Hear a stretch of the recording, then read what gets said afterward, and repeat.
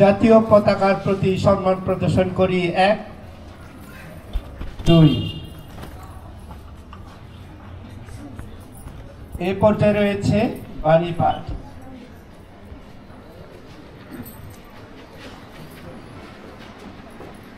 খ্রিস্টতে শ্রদ্ধাভাজন প্রিয়জনেরা, আমরা এখন সবাই শোভাযাত্রা করে গির্জাঘরে প্রবেশ করব। আমাদের গির্জাঘরের যে প্রধান দরজা রয়েছে সেই প্রধান দরজা দিয়ে আমরা প্রবেশ করব। তাই যারা মাঠে অবস্থান করছেন আপনাদের সবাইকে অনুরোধ করছে এদিকে আসার জন্য।